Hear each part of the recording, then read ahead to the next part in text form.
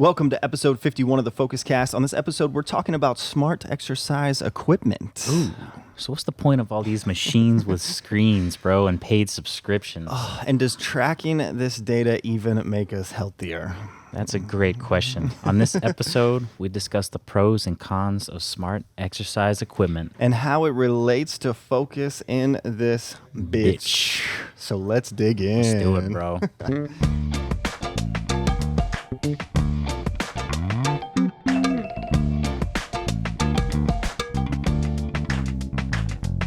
I'm Jonathan Noel. And I'm Brian Noel. This is the Focus Cast, where we drop focus guides for solopreneurs and side hustlers with a six-figure goal. Oh, what a great goal to have. So let's get focused as boy.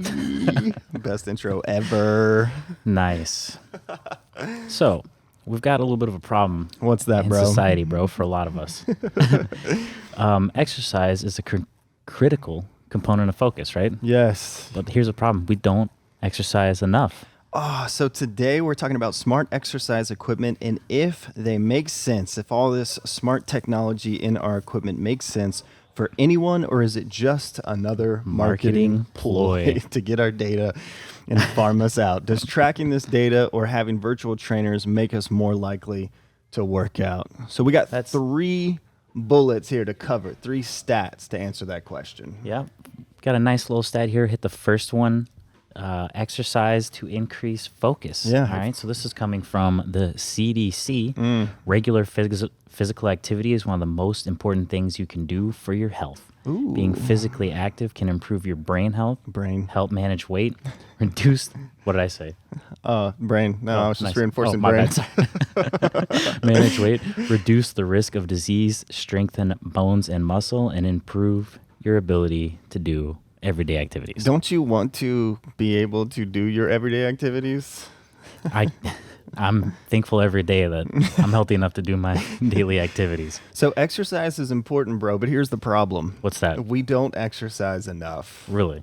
Are you just making that up, or you got a bullet point? I got a bullet point, and I know it's like every time you hear this, it's like everyone, I know me personally, most people are like, yes, I know I need to exercise more, but statistically speaking, only 1 in 5 adults in the U.S. meets the CDC physical activity guidelines. Here's the guidelines. 150 minutes of aerobic activity and 2 days of muscle strengthening activity per week. So that's very reasonable. Yeah, that's 150 minutes. So if you're exercising for 30 minutes, that's let's say you got to do maybe 30 to 45 minutes. So essentially you're doing 3 days of aerobic activity a week and 2 days of muscle strengthening per week. That's 5 days a week. Did you exercise 5 days this week? Probably not. Oh my gosh. I don't even think I'm hitting these. So here's what's funny, bro. Yeah, this is pretty wild. I love this. So we think, in general, people, that they exercise more than they actually do. Oh, so this is actually coming. This is an article from WebMD. It is very common to think you exercise or sleep more than you do. And many people think they eat less than they actually do. So when you wear a tracker or log data in an app, you see the facts. With that info, you can set specific personal goals. So I'm sure there's people out there like, oh, I worked out like 5 times last week. But if you actually broke it down, yeah, like I ate healthy. I had a salad 5 days ago. I've only had pizza 3 times since then. You know, it is true. Like, I think we want to believe that we eat healthy. You're still living off of the high from that 1 week you were healthy. It feels like it wasn't 3 months ago. Well, and if we're not reading labels, that one time that we crammed a half a package of Oreos down our throat, gosh, that's like enough sugar for a week. That's the hard part too. It's like this stuff is so potent. It's like It's like, I don't drink that much, but if you're drinking like moonshine and that's all you drink, you know, it's we consume high octane fat and salt products. Like, yeah, and sugar. I mean, that's a very good point, bro. Yeah. If something has 25 grams of sugar in like 2 servings. Yeah.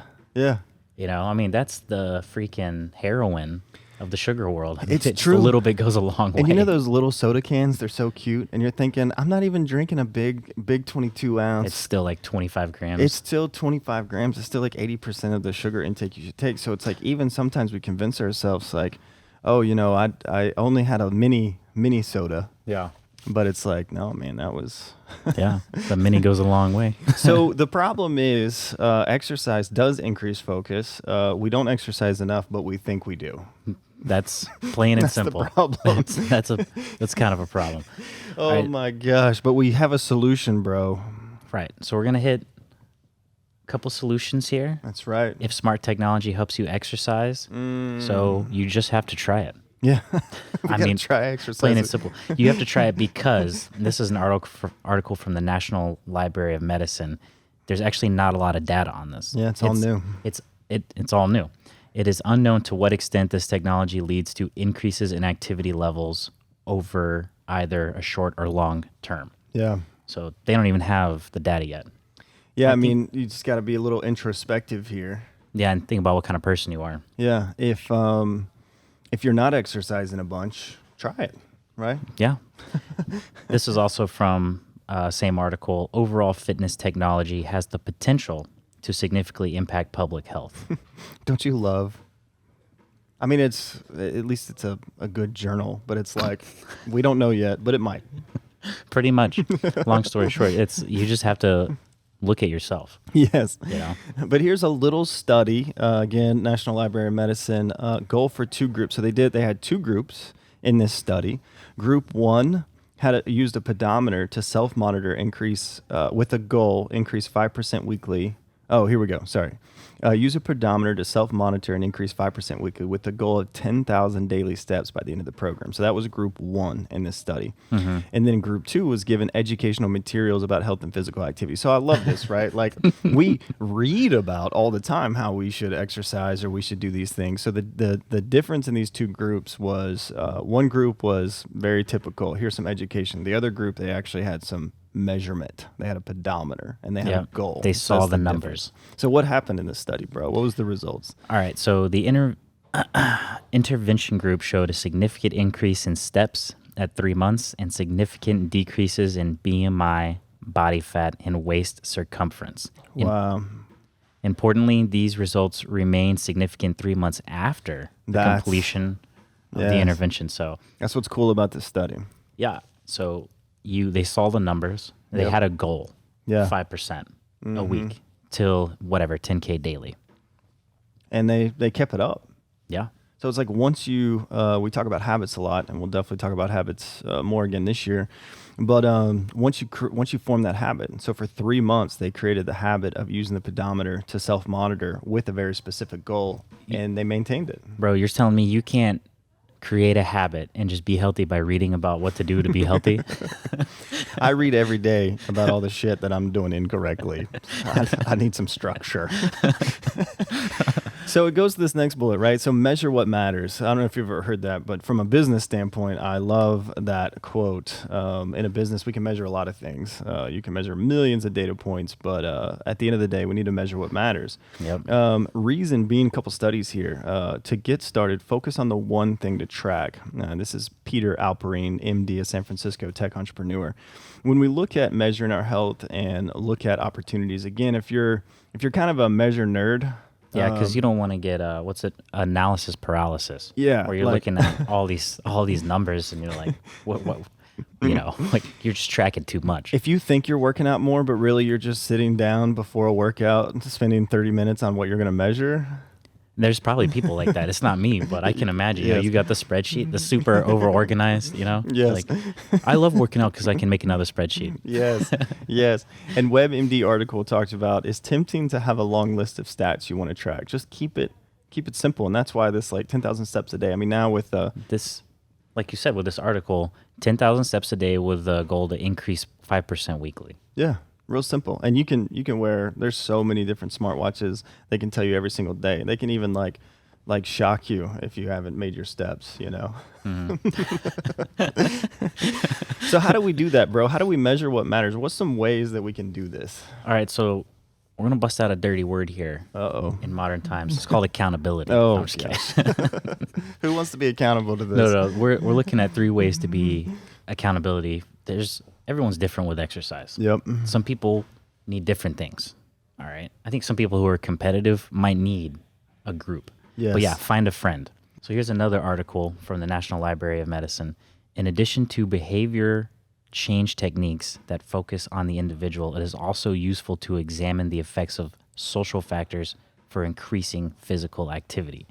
Social factors such as social support or competition have been shown to increase engagement, adherence, and completion in physical activity interventions. That's a quote from the article, meaning some people just need a workout buddy. Yeah. Long story short, and some competition maybe.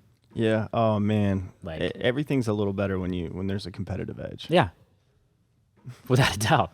Without a doubt. I mean, when we mountain bike, but if you want to mountain bike as fast as you possibly can, you need someone in front of you who's faster than you. Yeah. Then that competitive edge just pushes you. There's nothing that motivates me more on the trail than when someone 20 years older than me flies by me. Oh, it happens all the time. These cross-country freaks. Just crush me, right? And I'm like, okay, I can go a little faster. I can't keep up with them yet, but I can definitely, it makes me go a little faster. But find a friend. Find a friend. What's next, bro? We got... Yeah, so find a coach, right? So, a friend is going to go do this with you, but a coach is someone who's going to coach you through this physical activity. So this entails receiving directions or instructions from a peer or professional. Coaching is often used in interventions and fitness technology to motivate, increase. I mean, it's, I did Taekwondo for a year, which I love. I'm going to start that back again this year. And when you have your sensei who you respect, like mine was, gosh, he was probably 15, 20 years older than me. And when he's doing what we're doing, and he tells us to do something, Yeah. and he's kicking over my head, he's sitting there doing roundhouse kicks in the air. Like it's amazing. It's insane, and it just inspires you. But he's an expert. He's a coach, so you want to Yeah. listen to him. Him or her, you want to be inspired by them. And so sometimes it's just really good to have a coach. Yeah. Have a friend, and then get with your friends and find a coach. Someone to yell at you. Some people need the coach. Yeah. That's the whole point of these 3 bullets. There's different personalities. That's right. That's right. And Or- this podcast can be a coach for you. Maybe so. I would put us in the peer category. Another thing is to just find maybe some smart equipment that works for you. Yeah, if you're an introvert or if you're weird or awkward and it's hard for you to find a friend, or your friends are busy and you're in that phase of life where it's hard to even coordinate with someone and get together, this is where smart exercise equipment really comes into play. I think so. And, a lot of people don't want to go to the gym. I don't blame them. I don't want to go to the gym. Yeah. That's why I mountain bike. It's not my space. It's like, I don't give a shit about the gym. Yeah, it's not my vibe at all. For sure. But some people will have a Peloton. I think you've got one, bro. Yeah. And they actually use it. I Yeah. mean, there's no point in having one if you're not going to use it. But I found a couple others on here. They have like a Peloton treadmill. There's like some mirror trainer. Oh, the mirror. It's called the I Mirror. saw a million commercials for that. Looks cool. Tonal. So it's like a personal trainer thing with like resistance equipment. Oh, that's cool. And the Nordic Track RW900. Oh, yeah. That's very the row. specific. That's the row version of Oh, a Peloton. The row. Actually, that would be pretty cool. Seems like it'd take us some space.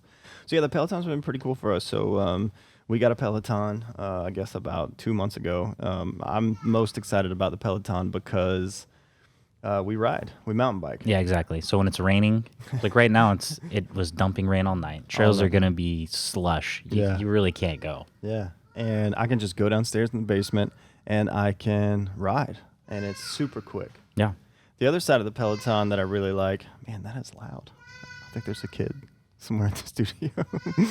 And it just keeps yelling. Shut up. Anyway, where's the shut the anyway, but so my wife has been riding the Peloton like crazy, and it's great because she's like crushing me on the Peloton. Like she's gonna be at her 100 rides really quick, and we've only had it for like a month or two. And every time she goes down there, I'm like, I need to ride. And it goes back to that Competitive. it goes back to that competitiveness, and on the smart exercise equipment, like it's tracking where I'm at. It's tracking my output. There's so many things, so I can see my progression. And what I'm most excited about is we want to do a 330-mile race one day. What is it? Start in... It starts North Carolina and in goes North- to Alabama. Yep. So we want to do that, and one way I can train for that is, can I do 100 miles on the Peloton? Exactly. Right now I can do 12. So I got some way to go. Yeah. But yeah, so smart exercise increases focus. Yep. We don't exercise enough. That's per whatever article we read, WebMD. That's right. But we think we We exercise think enough. we do. Oh, yeah. We don't exercise enough per CDC. WebMD, you think you're doing it more than you are Yeah. for a lot of people. So we feel like crap, You feel like you're working on more, sleeping more, and eating better than you are. but you're not, statistically speaking. But smart exercise equipment is a way to increase that exercise. And so we should measure. We should find a few key measurements. We should find a friend and a coach. Yep. And we should track our exercise so we can progress and then slowly start to feel better. The lead measure is tracking those steps per day or those rides per day or whatever Yep, you're tracking. exactly. And then the lag measure is when you sit down to focus on your business and your dreams, you're getting them done. The lag measure is more money. That's not a bad lag measure. No. More money, more focus. If we treat our body as a business and we look at the expenses required, So true, bro. if we're very unhealthy and we're spending a lot on trying to fix those symptoms, Yep. then our profit that we earn as an individual is low. So some people need to hear it like that as a business. That's right. You know, But I mean, if you got a logistic company, you know, Yeah. you got to change the oil in And it's those unhealthy. in those trucks. If that's business, it's unhealthy. Yeah, you can't just go a million miles and be like, oh wait, I need to change the oil in these. Oh man. Sweet, bro. I Let's- think that's we got to do the plugs. Yeah, let's hit the plugs. So, thank you so much for listening to episode 51 of The Focus Cast. Go to youtube.com/thefocuscast and slap. That's a bass term. That's right, that subscribe button. Head to thefocuscast.com to share what you want to hear next. We'll cover what you want, and then go forth and be focused as we